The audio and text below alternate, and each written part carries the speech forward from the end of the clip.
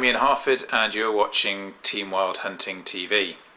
Now, one of the questions I get asked on a regular basis is which scope I tend to use for hunting. My answer is often, well, where do you start? I have 14 different hunting rifles, each one with a different scope. So I thought we'd have a look today at my normal deer stalking and plains game rifle, which is this one here. This is my Sauer Outback 202 in 7x64 with a fluted barrel, lightweight alloy receiver and a very fetching Realtree AP stock.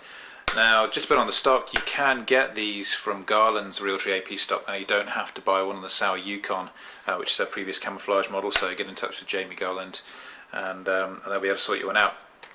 But obviously let's have a look at this scope. Now, I'm a huge fan of Zeiss scopes, particularly for hunting. They've got incredible build quality, they've got that very rugged and functional look. Chances are, even with a high magnification scopes, they do come in a very compact package. They're maybe not as pretty and as sleek as some of the other designs out there, but for sure, you put one of these on your rifle and the chances are it's going to be on there and still performing in 20 years' time. Now, this one here is the new Zeiss Victory Diavari FL range. Now, the FL range is Zeiss's flagship range. It's their top of the range scopes. I've personally been using Zeiss Diavari scopes now for around 19 years. My workhorse scope being a 2.5 to 10x50, which Wildy has now recently stolen, and that's on one of his guns. I think it's on his Latelander 243. I've also had my favourite scope before I got this one was a 3 to 12x56, which funnily enough is also in Wildy's gun cabinet on, I think it's on his 308. So Wildy also likes Zeiss scopes.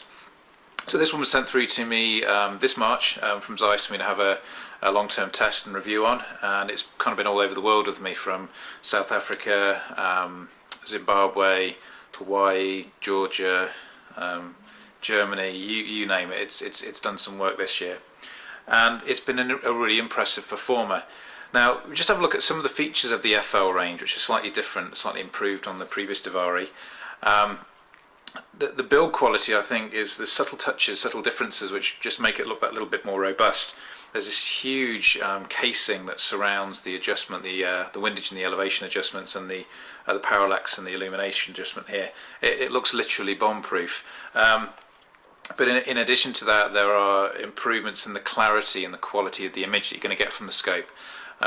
So there's fluoride iron coated lenses on the exterior, whatever that means. They use much thinner design on these than the previous Diavari range, so thinner lenses, more air pockets in between them, which means obviously a much lighter scope is very important, particularly for me when I'm carrying this thing a long way. It's not so bad if you sat in a high seat, but I tend to do a lot of stalking, so a very lightweight package to go with the rifle is incredibly important to me. They have other cool features like prism correction coatings, very advanced internal baffling to stop reflection and glare from the internal of the scope.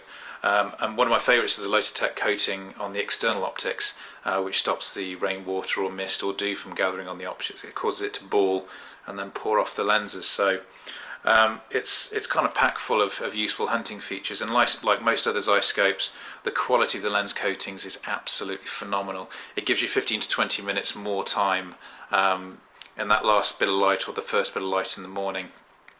For you to make your shots. So, and that's often the difference for me. It's always been that last 10 minutes is where I've got most of my game, particularly deer in the UK.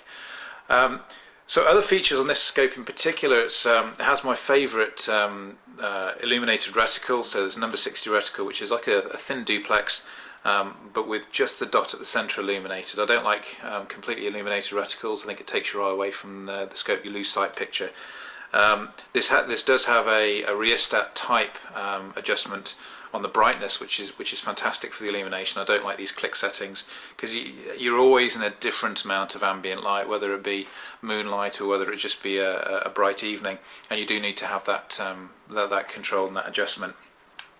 So these are going, well, this is a 4 to 16x50, which is perfect. As you can see, there's just a little bit of clearance between there, the bottom of the objective lens and the top of the barrel, which means it gets nice and close to the bore. So from 100 yards to 300 yards shooting, you're pretty much aiming on all the way, particularly with around like the 7x64 or even a 270.